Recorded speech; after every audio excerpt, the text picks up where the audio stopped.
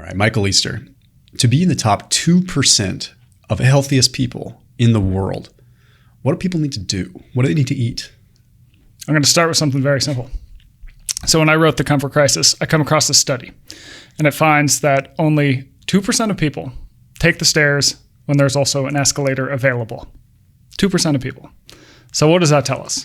It tells us that humans are wired to do the next easiest, most comfortable thing. But that does not serve us anymore, right? Because 100% of people know that if they were to take the stairs instead of the escalator, they would get a better long-term return on their health. And yet 98% of people see that option and they go, no, I'm going to take the easy way out. So to me, big metaphor for that, because I'm not really talking about the stairs here. What I'm talking about is when you have the opportunity to do something that is slightly harder, but it is going to give you a longer term return on your health, you got to take that decision every single time. So yes, I want people focusing on the big things like dial in your diet. Make sure you're training X amount of times a week too, right? But we often overlook these very simple decisions that add up to insane changes in the long term. Take the stairs. Park in the farthest spot you can. When you have a call for work that you have to take, don't take it sitting in your office. Go on a walk. Have the call there, right? You could cover 3-4 miles just doing that. You throw on a ruck, now you've done even more, right? So it's like, how do you weave these decisions into your day that are going to give you this giant long-term return? I think that is one of the best things that people can start with, is taking that 2% mindset. With that 2% mindset, how far do you continue to refine it? Okay, let's say you've started to make these changes where now you park at the edge of the parking lot. Do you continue to get harder and harder and harder? Is it an evolution to just eventually be like Liver King and just like live that way? Or is it sort of like, okay, now I've found my sweet spot that is like evolutionarily aligned with like where I stand today? Yeah, I think that you want to take it out to an edge. So it's kind of like when it starts to work against you, i.e., I think most people would argue maybe the Liver King end of things. That's probably when it becomes a bad thing, right? But I think for most people, most of the time, like the average person, right, we could all use a little more day-to-day activity. We could all use more stair climbing. We could all find more ways just to move more generally. And so I think it is, use common sense here. Like I can't give a hard and fast line in the sand, but I think most people could do a little more. And I think it is an evolution, right? Once you have, say, so I'll give you a good example, right? I fly in here and as I'm waiting for my plane, I'm going to walk the terminals. I'm not going to sit there and just do nothing, right? Look on my phone. It's like I can walk. If I have a half an hour wait for a plane, I can easily walk 1.5 miles, maybe 2 miles in that time. And that's time that I wouldn't have been moving, right? And so it's like finding the easy little wins throughout the day.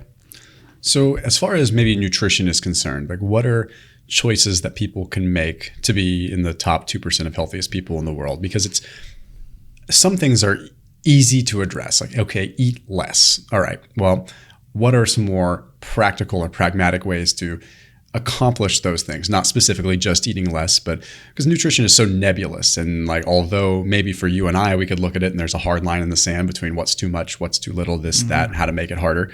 But for regular people that are just trying to figure this out, like how do they navigate that? I put a link down below for Thrive Market.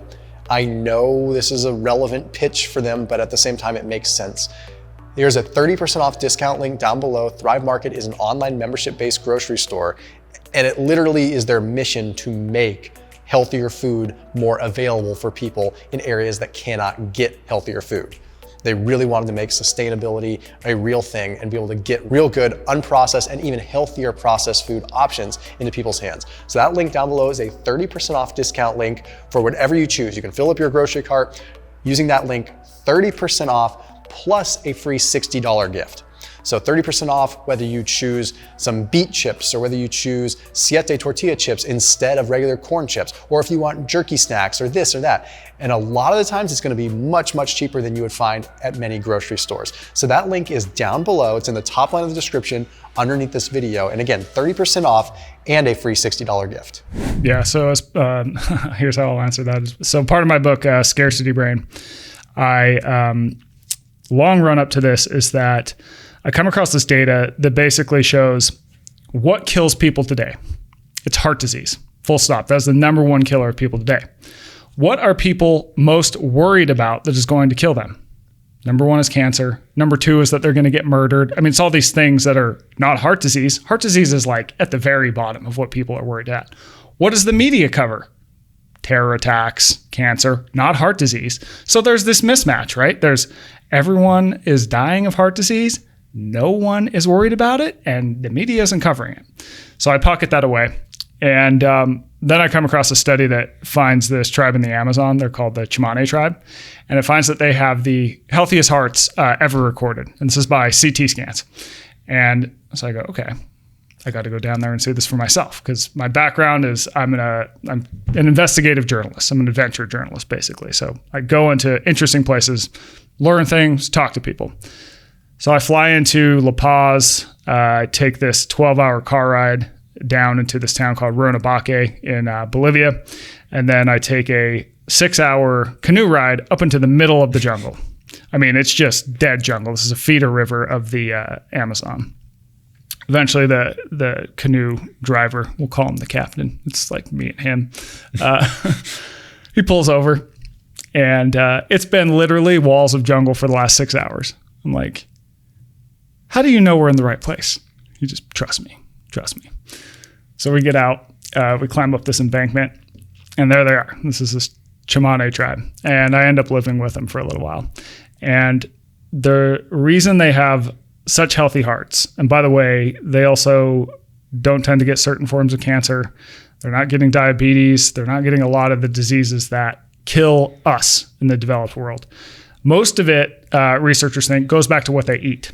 So you look at what they eat, and at some point in a day, it is going to offend one of the major diets, quote unquote fad diets that we've had in the last, say, 30 years, right? It's not super low carb. It's not low fat. It's not vegan. They're eating meat. Like there's all these points. They eat corn, right? Like corn, like you can't go watch a Netflix documentary about food without corn being the devil, right?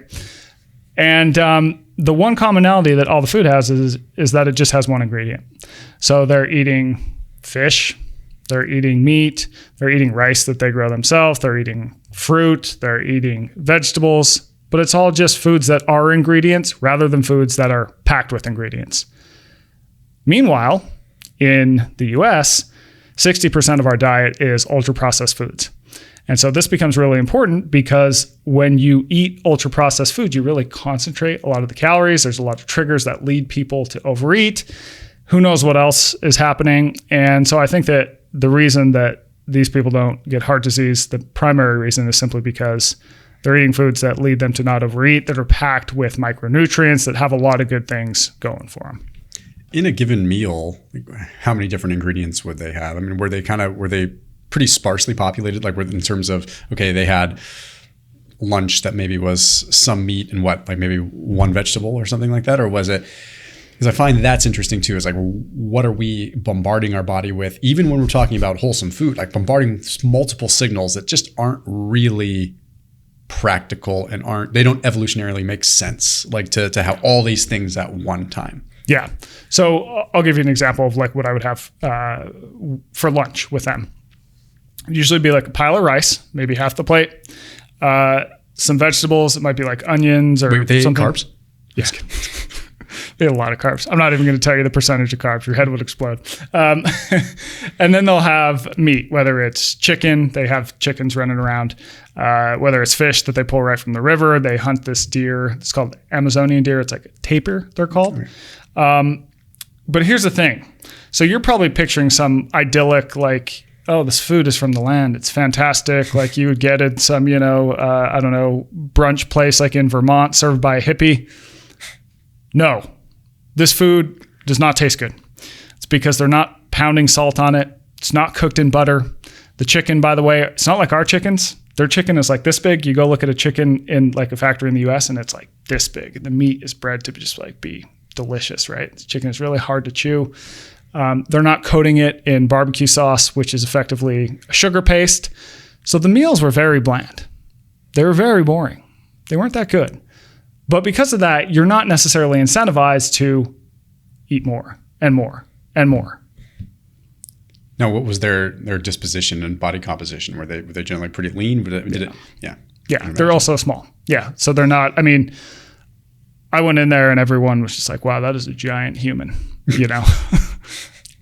So if we cover that, what about when it comes down to, let's say, someone walking through a regular day? Okay, they roll out of bed. Maybe they're going to go to the office. They're going to probably sit at a desk for a lot of the day, and then they're going to go home and they're pretty much going to immediately roll into dinner or raiding the pantry for a little bit and then dinner. What would a few things be that people can do just throughout a regular work day? That things maybe you outline in the comfort crisis, but that people could take away from this and say, okay, this is how I'm going to roll a regular work day where I'm largely sedentary, to challenge myself a little bit more to get into that top 2%. Yeah. I would start by saying, I think favoring foods that, again, are ingredients rather than have a lot of ingredients works for a lot of people. I also think it's important to know how much you're eating. So a lot of people will go, I need to change. I need to adopt a new diet. So they want to get to point B, right? They're like, I can see point B and I'm going to get this way. But we often don't know what point A is, right? We have no idea where we're starting from. And so I think just building awareness around what you're doing in the present currently can do a lot to help you figure out where you need to change. So this leverages what's called the observer effect, which basically says once you observe a behavior, the behavior often starts to change in a positive manner, right? So if you start to track what you eat, you're going to learn a lot about what your consumption patterns are, right? You might learn that what you thought was, say, 1 serving of peanut butter was actually like 6, right? Serving of peanut butter is like that big, not this big. And so I think people can learn a lot from just tracking their behaviors. Something very sort of practical and tactical. In the comfort crisis, I talk about the value of rucking. So the larger point is that humans are good at 2 things physically. The first is running long distances in the heat. So we evolved to run down animals for long distances, say 10, 15 miles. And then we would spear them and we would have food, right? Other animals, they can't run long distances. And then we would have to carry them back. So that's the second thing we're good at. We're the only animal that can carry weight for distance. And this is still one of the best things that we can do for our health. So rucking is a really good entry point into that. And it's simply just putting some weight in a backpack and going for a walk. So what it's going to do is it's going to give you more benefit from every step. You can think about it as that way. So you'll burn more fat. You might build some muscle along the way. Calorie burn will go up. You're just adding a little more to each step. So do you recommend if someone's doing that just throughout the course of the day? I mean, just bring their ruck with them to work, or just getting more out of their cardio so they can get more with less time, like before work, after work kind of thing? Yeah, I mean, I think sneaking it in is a good way. So for example, I walk the dogs every single day. I'm going to throw on the ruck because it's just going to make the dog walk a lot more powerful for me too, right? It could be, you could ruck into work. You could have it right by your desk. So when you have a few minutes, you could get a quick ruck in. I think it is really just trying to sneak it in. Yeah. Speaking of rucking, when we were rucking earlier this morning, you brought up something that I thought was really interesting that would be practical for this discussion. That was, we were talking about why is it that people create so much stress in their lives. And this has an intersect with what we're talking about, because people tend to eat when they're stressed. They don't do the opposite. A lot of times, I could argue that you could train your brain to not eat when you're stressed. That's kind of what I've done. Is when I'm stressed, I typically avoid food. And I've tried to when a dog is stressed or when a dog is sick, they stay away from food, right? When an animal is stressed, it's like that's their natural response. It's like, no, I'm not going to eat right now. I'm in survival mode. I need to figure this out. We have so much comfort around us, so much available. But we also, the precursor to that is we create and manufacture a lot of stress in our lives. Not to say that we don't have real stress and that some of us don't have very, very real stresses, but what we talked about was how people sort of, in some ways, artificially inflate their stress to massive. And you had some really interesting words on that. And I want to have you share that on this podcast, just because I feel like it's important and it translates into why we might make some of the food decisions we make. Yeah, totally. So there's this comes from a study that was conducted by 2 psychologists at Harvard. And I came upon it as I'm reporting the comfort crisis. And I'm like, wow, this is kind of lands the plane on the whole book here, the concept that I'm trying to communicate. So it basically found that as humans have fewer and fewer problems, so we experience fewer and fewer problems in our life because the world is getting better over time, right? We don't actually become more satisfied. We simply redefine what we consider a problem. We lower our threshold for what a problem is. So we end up with the exact same number of problems, except our problems become more hollow. So this is sort of a good way to think about this is the science of first world problems, right? It explains why people, no matter where they are in the economic spectrum, are going to find some problem they have with their life and obsess about that and let it sort of guide them and stress them out and often lead them into suboptimal decisions. So this is like the person whose private jet is late, they're going to be just as annoyed as the person whose Spirit plane is late, right? Yeah. Because it's just like, but neither groups are going, well, 100 years ago, if I wanted to get from Los Angeles to Chicago, I would have had to walk, and that would take 5 months, right? We don't put these things in the grand scheme of time and space and really realize that life is incredible right now. Like, how freaking amazing is air travel? How freaking amazing is it that we have packaged food everywhere and we don't have to run down our food every single day and go walk the landscape going, well, I hope I find food today, because if I don't, I'm going to die, yeah. Right? And I'm not saying that the world doesn't have problems. Of course the world has problems. But what I am saying is that overall, especially if you're watching YouTube, you probably have it pretty good in the whole grand scheme of time and space. And it's worth remembering that, because that becomes the ultimate sort of mindset hack for me anyways. It has been. Yeah. I mean, you can always take a step back, and where I wonder where things, like how long does it take for someone to acclimate to that? Because if you took someone from a third world country right now and put them into an air-conditioned building, they would be so overwhelmed with the goodness and the great and the creature comforts that they probably wouldn't notice the annoying noise of the air conditioner that's disrupting the microphones in a video, or, like they wouldn't even be a thing on their radar, right? And like, how long, I don't know if you've uncovered this or if you just simply don't know. I mean, how long does it take for someone to acclimate to that? If someone comes into a big sum of money all of a sudden and they've acquired wealth really quick and all of a sudden they have different problems, like, is there a time period where there's overlap where they're just like, life is so good, and then eventually they start manufacturing problems, because we are designed to just flat out be looking for a problem. I think it's in our hardwiring just as to survive, right? We are set to look for problems. Yeah. And when life is good, we're going to find problems, because we're constantly trying to refine and become more and more efficient until we're eventually just the guys on Wall-E floating around, and they probably have problems too. Yes, totally. Well, I think first I'll say that I think you're right. The reason, I guess the larger reason that the scientists that I mentioned think this phenomenon exists is due to evolution. So when you think about how we evolved in these harsh environments where you maybe wouldn't find food for a day or two, where the weather could come in and literally kill you, you wanted to be a person who was always looking for the next problem to solve, because that would give you a survival advantage. That served us for all of time as the world was uncomfortable, harsh. But now that our environment is a lot more comfortable, it makes us go, I'm going to be late for my yoga class, and this is the worst thing that could ever happen to a human being ever, right? And this changes our behavior the rest of the day, and it makes us annoyed and insufferable when really things are pretty good. How long does it take to adapt? I don't know. I think it's probably different for everyone, but here's how I'll answer your question.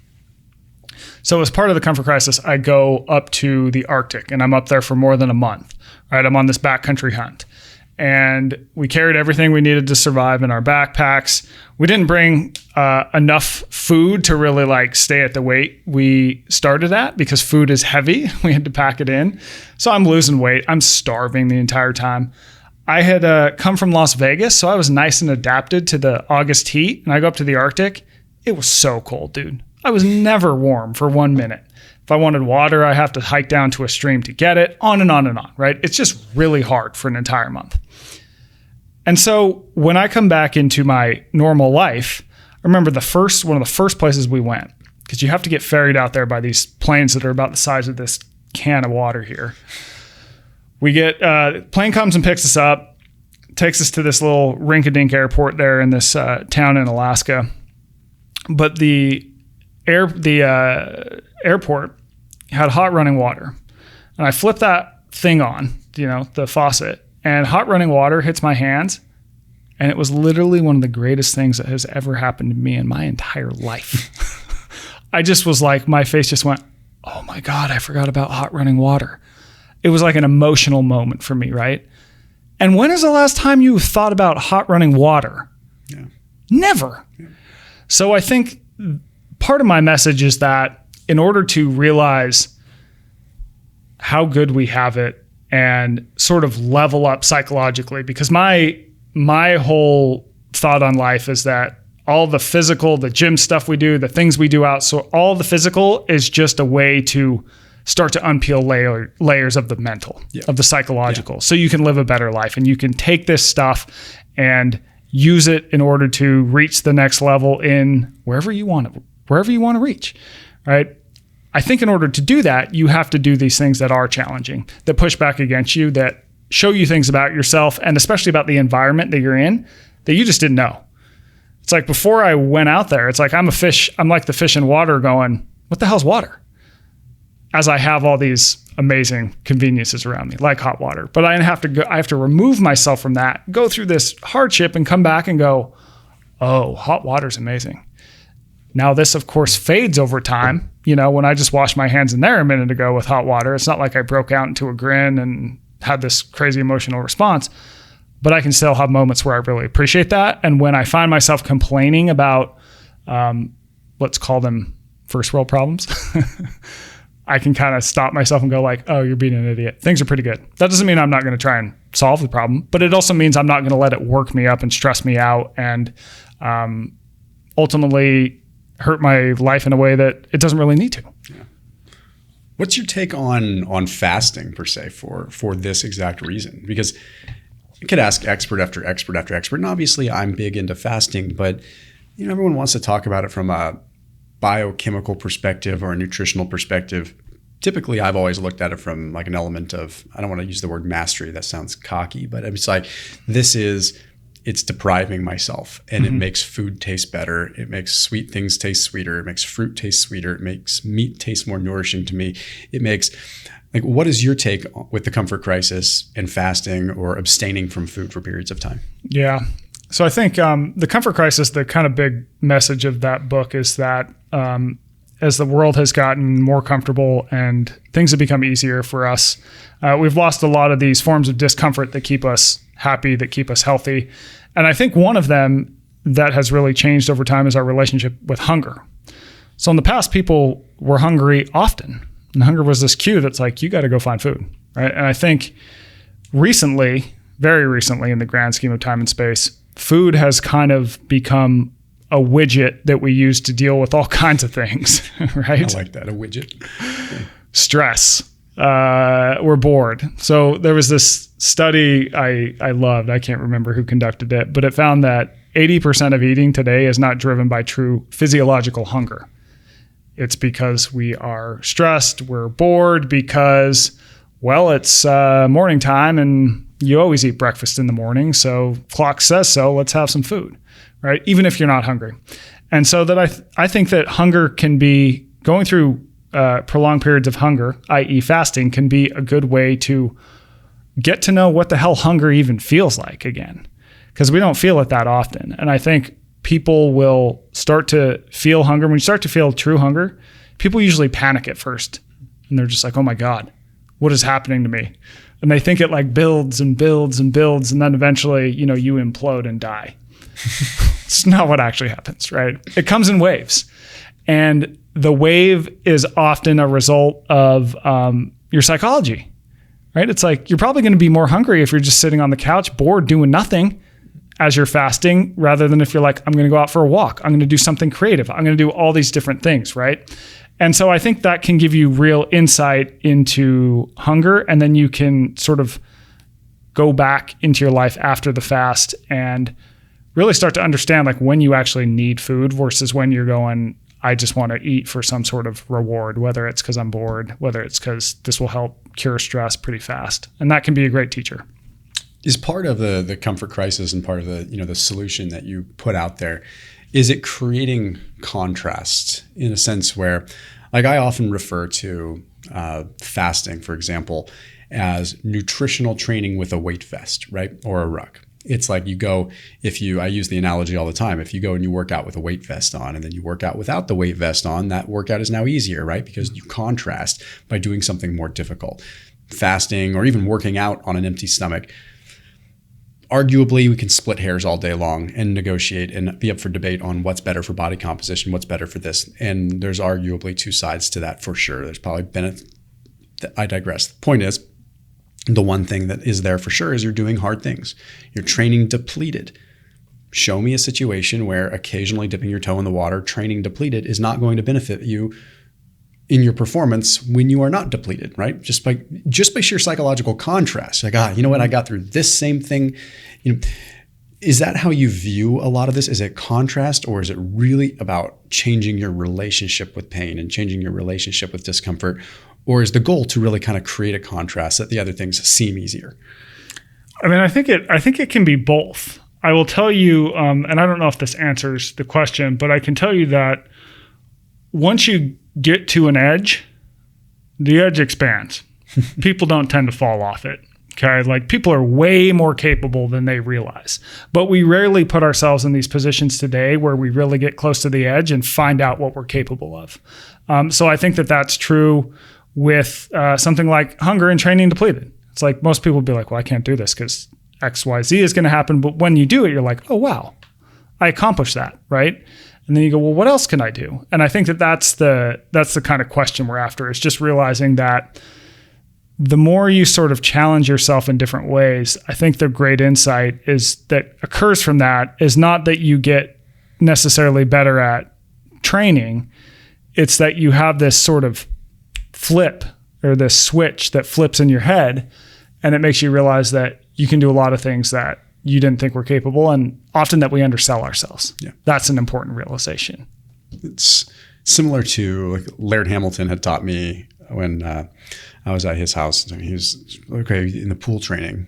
He's like, okay, you run out of, like, your desire to breathe is coming in basically 70 to 80%. You still have 70 to 80% of your oxygen left a lot of times. Like, you have a lot more in most people. He's like, in a trained person, a lot of times you have 30% of your oxygen left. Like, depending on how trained you are to knowing the discomfort and knowing, like, when your desire and your need to breathe based on, like, the CO2 augmentation and kind of how that's, you have so much more. We just never get close to that. Like, even every fiber of our being is telling us to breathe long before we are out of oxygen. Like, you have this buildup of CO2 that essentially forces you to have the desire to breathe, but with training and perspective, eventually, so he was teaching me about, opening up your periphery so that you're basically not focusing on that. You're focusing on other things around you.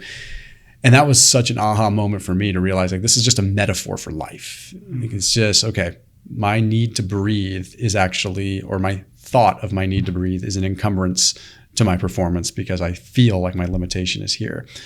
My question to you is, for a person that's not an athlete, for a person that's just trying to get through life but needs to have these state shifts, these things, it's when they understand that, okay, like, I can do hard things. Like, how can people that are just regular people push the limits safely, or is limit relative?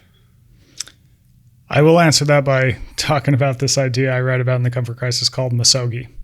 And the idea is that once a year, you're going to go out and you're going to do something that's challenging to you, and very challenging. So the rules of Misogi are that you have to make it really, really hard, which is defined by saying you have a 50-50 shot at failure, right? So 50-50, true 50-50. Because I think today when people take on challenges, we know we're going to complete them. It's like the marathon, right? No one says, I hope that I finish this marathon. They go, I hope I finish this marathon in 4 hours, right? They have a time goal. They know they're going to finish. The question is not whether they're going to finish, it's how long. And then the second rule is that you can't die. Now, that's tongue-in-cheek way of saying be safe. The whole idea, though, is that for all of time, humans had to do exceedingly challenging things all the time. Okay, so this could be from moving from summering to wintering grounds. This could be from a big hunt. This could be from tigers lurking in the bushes, right? And each time you took on a challenge like that, you would get just totally thrust into a new world where you would have to figure your stuff out or often perish, right? We had to do hard things all the freaking time, not on our own volition.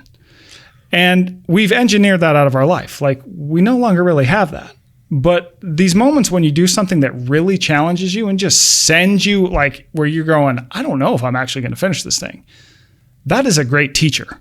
You come away with that knowing more about yourself, having these moments where you wanted to quit, but you didn't quit. So then you're like, wow, I'm more capable than I thought. And so the idea of doing this idea called Misogi, and I learned about it from a guy whose name is Marcus Elliott. He came up with it. He's a sports physiologist who's out of Santa Barbara, started this facility called P3, does a lot of work with NBA and NFL guys.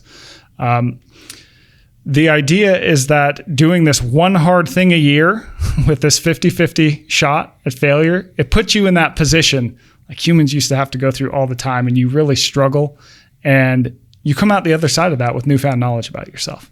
And it's this great, like, just change maker for people. And I think that that's something anyone can do, because your 50-50 may not be my 50-50, right?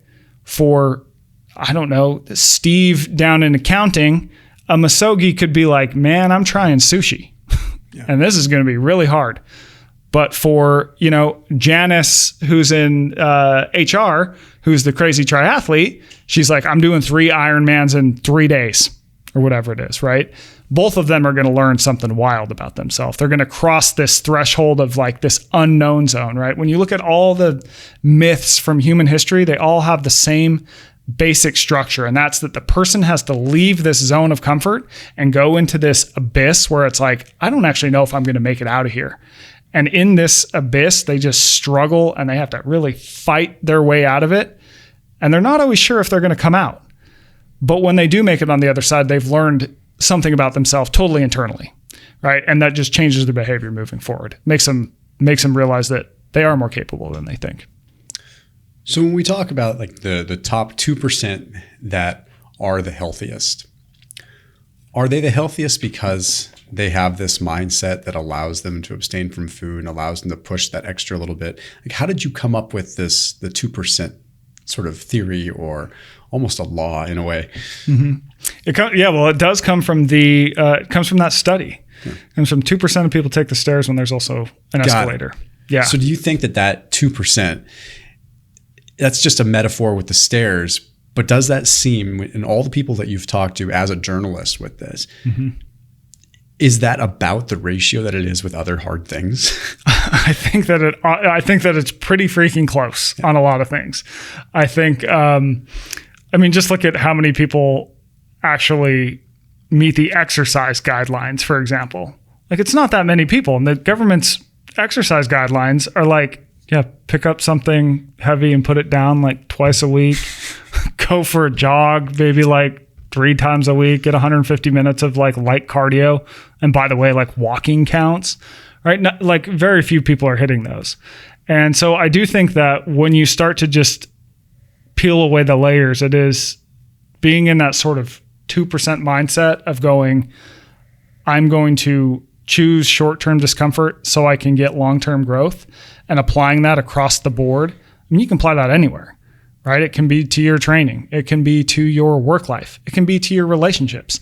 And I think you also do have to be balanced with it, because I think we probably all know people who are, they might be the ultra marathoner, and they, you ask them, hey dude, go out and run 100 miles. And they'll be like, I got this. But then you go, okay. And then afterwards, I want you to sit alone in silence with your thoughts for 10 minutes. And they're like, no, can't do that. So really kind of rounding yourself out by going, where in my life can I do something that's a little more challenging, the sort of metaphorical stairs, and just applying that across the board, I think can make a really well-rounded person. Yeah. I was thinking as you were talking about some of these things, like, I look at myself and I say, okay, like, I do lots of hard things, but in a lot of ways, those hard things are in an area of comfort. Like, they're just hard. Like, but it's like, okay, well, it's because I have an interesting relationship with discomfort. And I was like, but then there's things like pool training when I'm deprived of oxygen. And like, I dread that stuff. Like, I was just out in North Carolina with the special forces guys, and they effectively drowned me, and I'm and I knew what was coming the next day. I knew that they were going to do pool work with me and that I was going to be close to drowning, right? I'm just like, that is uncomfortable. That is I was up that night before thinking about but had they wanted to throw a barbell on my back and make me go until I puke, that's hard, but it's in a realm of comfort for me, right? Yeah. So it's I'm sitting here thinking where can I, but that pool training type stuff, I just don't want to do that. And I think of that and I'm that's a lot of people with regular exercise. They're just the thought of that just makes them kind of sick. And they would actually be up at night thinking that oh my God, this just is going to suck. I don't want to do this. So I'm as you're talking about Misogi, I'm talking about things okay, every challenging thing that I ever do, it's always a physical challenge. It's always well, what can I do? Okay, we're going to ruck in Normandy, which by the way, you're doing too. Yeah. And, we're going to do these things that are, I guess the best way to put it, within our domain, right? It's in my domain. But I think about, okay, well, how can I change relationships in my life? I'm a tough guy because I can do X, Y, Z, but if I can't show up for my family in a certain way, then maybe I need to put myself in an area of discomfort that refines me there. And I think for people that are already health conscious, sometimes that's why I asked the question about the refinement. How far do you try to optimize, really? It was almost a loaded question in a way, because it's we can't, if we continue to optimize and optimize and optimize, eventually you just end up with you go back to anti-fragile concept and you become so fragile, right? You just become so refined and so optimized that now you're fragile, because if you break apart from that optimization, you're now fragile. So the hard thing to do is to actually embrace the discomfort of having to get away from that optimization and think about maximization. How do I maximize all these different things that I'm doing? And that might mean taking time away from what you're good at to do something that's really difficult for you. And that's going to make you better at this over here. Mm-hmm. Yeah, that's definitely something I think about a lot, because just on a personal level, my work is going into pretty far out places and situations that are totally unpredictable, and you have no idea what's going to happen. You have no idea what the conditions are going to be. You can't have a checklist of things that you must do to optimize. Literally, optimization for me is being able to be I'll do anything. Anything's fine. No matter what happens, I'm going to be fine. If I don't get exercise today, that's fine, because I had to do this job, because I'm living with this tribe. What am I going to do? Push-ups in front of them? You're going to be what the hell are you doing? Yeah. What the hell is that? Yeah. Right? We invented exercise because we engineered movement and real work out of our lives, which is what these people are doing. Yeah. So can't do push-ups today. I'll survive. Or with food. It's I'm in a car with, this random driver in the middle of Bolivia, and there's one shack that's serving food. Do you think I'm going to go up to that lady who's serving literally two things and be could you please make that keto style? Yeah. She's going to go, what the hell are you, she's just going to look at me like I'm an idiot. So I think for me, a lot of building self-reliance is trying to figure out what can you do without.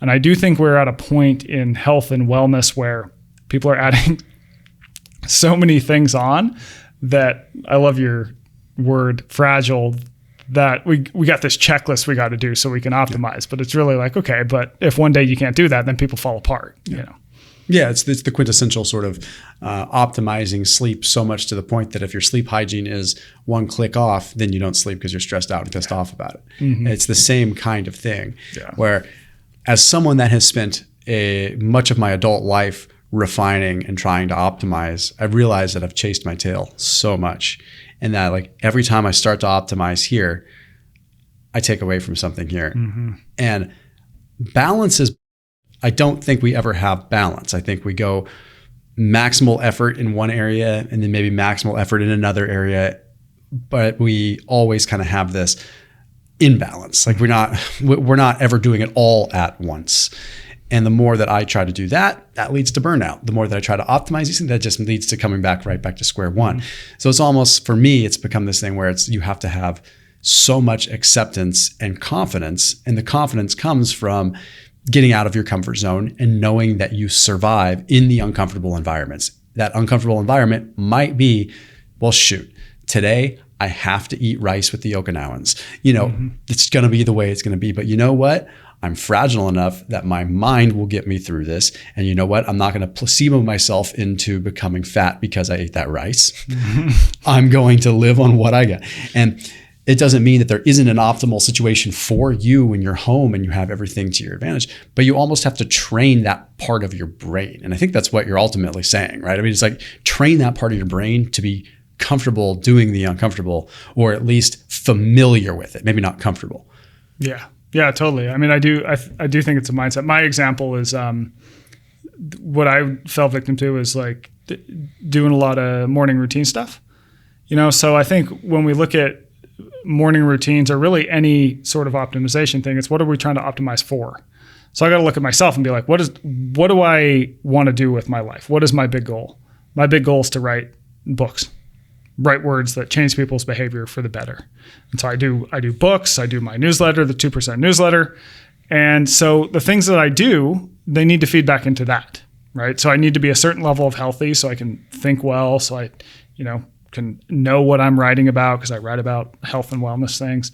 But when I start to look at all these things like I was doing in the morning, like, okay, I got to meditate, I got to do whatever, I got to work out before I'm writing. What actually gets newsletters out the door and books out the door is sitting in the chair and writing. Yeah. And now I've got this whole, it was like a Stefan skit. It's got everything. It's got, and I realized I got to cut everything out. Right. So now I just wake up super early. I hit the button on the coffee maker, and I get immediately in the chair from 4 a.m. to 8 a.m. every single day, and I write. And that's how you write a book. And that's how you put out newsletter content, right? And then I can backload all the other stuff once the writing is done. Like, I'm still going to work out later in the day, but by having it all run up at this time when I could be writing, my sort of golden hour for writing, it was just a sort of distraction. And so cutting is good. That first part of the day too, not to digress, but that first part of the day is when, your brain waves are in a state where you're generally very creative too. And I've thought about that myself as someone that trains in the morning. Sometimes I sacrifice some of the most creative time that I could possibly have because of my marriage to training in the morning. And I'm blessed enough to have a schedule where I don't have to train in the morning, right? Like, I could stay at home in the morning and write and use that creative time. It's my own limitations that put me sometimes in the gym in the morning. That habit started when I was working 16-hour days, and I needed to, because that was the only way that I would get that workout in. I could go and work out at 2 p.m. Do I really want to? No, but I could. But if that means that that gets me more out of my creative time, because I'm able to thrive on that and take that and do the work that needs to be done there. And I think what I'm saying is, sometimes our own loves, our own interests are our own limiting factors, right? It's like sometimes, for someone that is a performance-minded person, examples like someone had told me with running, it was a great little quote. And if you know, you know. But it's like, the limiting factor to running is running. And it was talking about basically just the overuse injuries, the issues that come from running. Like, it's the love of running that is the limiting factor to running. It's why most people end up not being able to run, because they run. Mm-hmm. So how does a runner stay a runner? You got to stop running every now and then. Mm-hmm. Otherwise, you won't be able to run. And it all comes full circle with this. And I want to bring it home and kind of wrap it up with talking about food and availability and what's not. We have this sort of crisis of abundance, right? Where we have this constant, I know Peter Attia talks about that in Outlive, literally a crisis of abundance, where we just have so much available that it literally is a crisis. It's just having too much to choose. Do you have any tips for people to say, hey, this is how you choose the small amount that you should eat. This is what you should opt for. Any Michael Easter tips to go there? Because it's just, people they're gonna consume this, and then they're gonna go back with their pantries full of food, and they could say, well, I could just abstain from this altogether, or what's it gonna be? Yeah. I go back to the point I made about find point A. I do think that if you don't know what a serving is, especially of a food that is calorie dense, it's good to figure that out. I'm not saying, and usually the more accurate you are, the better off you'll be. So I don't think that people need to weigh their food for the rest of their life by any means, but like weighing your food for 1 week can be so informative for people. It's like a good starting point. Second, I think, is just probably less ultra processed food is going to be better. So when we were rucking, we were talking about the combination of sugar and fat, or carbs and fat, is not necessarily found in nature. And now it is just on this mass scale. So we throw out about a third of the food that we produce in the US. We've got so much food, we're throwing out about a third of it. 60% of what we eat is ultra processed. Grocery stores, about 70% of what they carry is ultra processed. These are all foods that are brand new in the grand scheme of time and space. And our brains haven't necessarily caught up to them to be able to manage them, right? We're just hyper tuned to eat foods that are dialed for sugar, salt, sweet, fat, deliciousness more than we need to. And so I think when you look at, speaking of the person going in the pantry, and I did this after I got back from Bolivia with the tribe. I go in my pantry and I'm like, okay, what in here is a single ingredient food? And I probably had 100-something food items in my pantry. And I think maybe 15 of them were things that were unprocessed and single ingredient. That's actually a pretty good hit ratio, yeah, to be honest. Yeah. That's not bad. Not too bad. I was counting canned vegetables and stuff like that, which those are packed full of salt, but that's another discussion. So I think we just don't realize like how much of our food is very new to humans, and how boring food was in the past. I mean, people mostly ate the same thing every single day. And so this is a really good problem to have, right? I'll take the problem of an abundance of food over the problem of a scarcity of food. But it's still a problem. And I think awareness is one of the first ways to start solving a problem. Just being aware of how much of your diet is ultra processed, what your serving sizes look like. Because once you become aware of it, you tend to start to change it. I almost wonder if a way that you could like programize it is to say, hey, like 1 day a week, eat bland flippant food, like just go crazy bland. Like I wonder if anyone's tried that. Like it's almost like, hey, ditch the salt, ditch the seasonings, go bland, like eat boiled chicken, whatever. Just like rather than fat, fasting is an extreme way for people, but it's like almost going bland would be harder. Like it would be harder for me to go bland for a day, like on like really bland. I think it would literally be easier for me to fast than to be like, I'm going to have boiled chicken with no seasoning. Yeah. I'm going to have like straight up lima beans with no salt or anything on them. Yeah. Like doing that is like talk about like a massive reset, because you're not just abstaining from food, but you're still giving yourself the stimulus, but without the reward. It's like complete, like a dopamine mismatch where you're just like, what is going on here? Yeah. Okay. I'll do you one better. So on my website, it's eastermichael.com. I have a 2-week Chamane diet challenge. It's basically everything that I learned from this tribe. I've laid it out in these 2 weeks. And so it basically onboards people to eat like they did, to challenge them to eat like the tribe does for 2 weeks. And I'm not going to lie, it is a boring diet, but you will absolutely learn something about food and taste, your behaviors around food, how our food system has changed, why our food system is the way it is, why ultra-processed foods work on our brain at such a level. And people have had great results on it. It's a good reset for people. I mean, It teaches people a lot. People tend to lose weight. They have some things clear up. So good experiment. 2 weeks only though, because I'm not trying to deprive people of Doritos forever. I would never do that to anyone. Well, besides eastermichael.com, where can people find you? I also write the 2% newsletter. You can sign up for that too on my eastermichael.com website. And I'm on Instagram, Michael_Easter. Yeah. Right on. Thanks, brother. Yeah. Thanks, dude.